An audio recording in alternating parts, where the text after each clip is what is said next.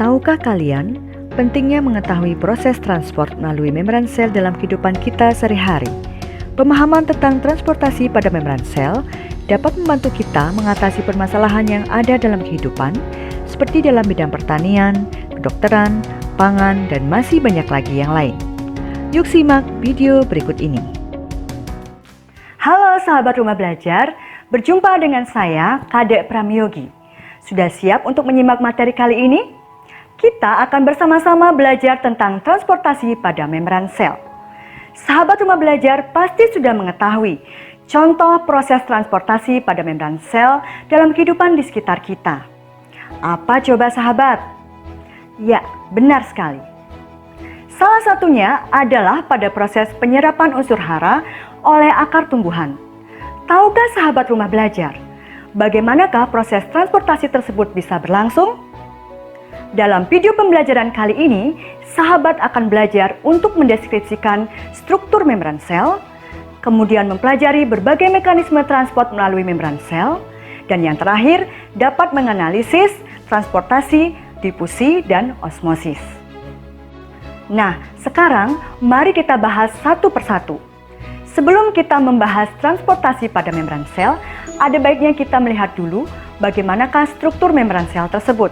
Membran sel tersusun dari 3 bahan utama, yaitu lipid atau fosfolipid, protein, dan karbohidrat. Satu unit fosfolipid terdiri atas yang pertama, bagian kepala yang mengandung fosfat terletak pada permukaan membran, bersifat hidrofilik atau suka air.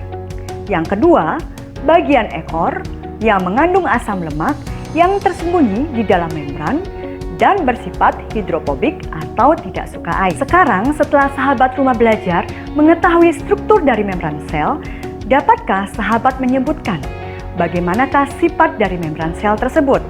Tepat sekali, membran sel bersifat semi-permeable atau selective permeable. Apa sih yang dimaksud dengan hal tersebut? Artinya membran sel hanya dapat dilalui oleh air dan zat-zat tertentu yang terlarut di dalamnya. Jadi, fungsi dari membran sel adalah mengontrol masuk dan keluarnya zat dari atau ke dalam sel, sebagai pelindung agar isi sel tidak keluar, dan sebagai reseptor atau menerima rangsangan dari luar sel. Hebat ya? Perpindahan molekul atau ion melewati membran ada 2 macam, yaitu transport pasif dan transport aktif. Apa sih perbedaan transportasi tersebut? Transportasi pasif merupakan transportasi sel yang dilakukan melalui membran tanpa membutuhkan energi. Transport ini terjadi karena adanya perbedaan konsentrasi antara zat yang berada di dalam sel dengan zat yang berada di luar sel.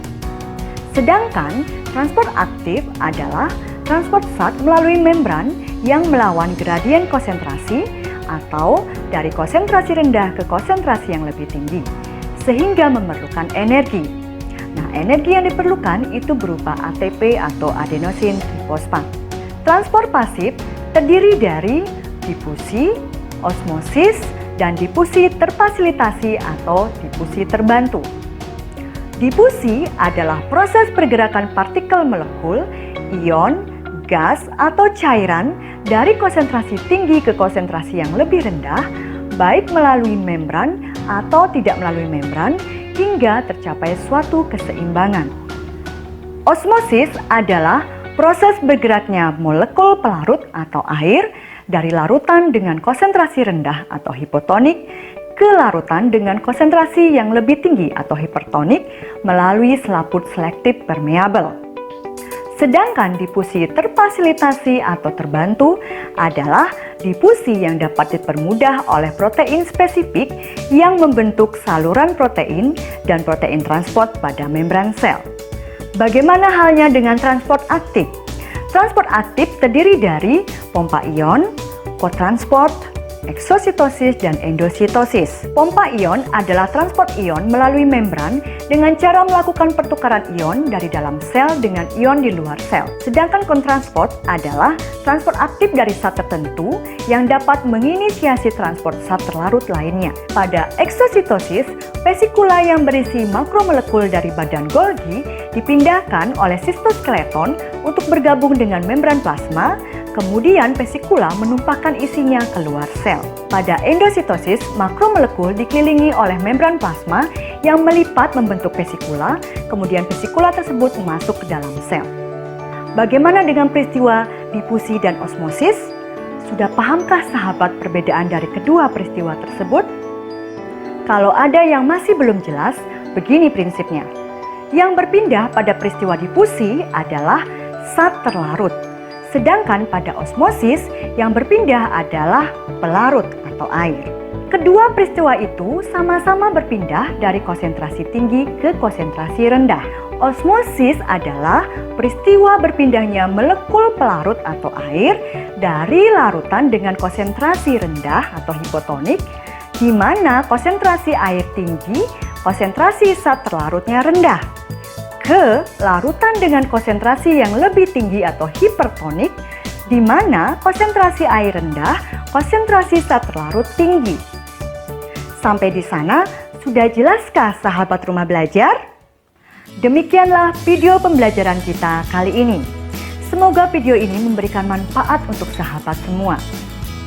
Salam rumah belajar, belajar di mana saja, kapan saja, dengan siapa saja.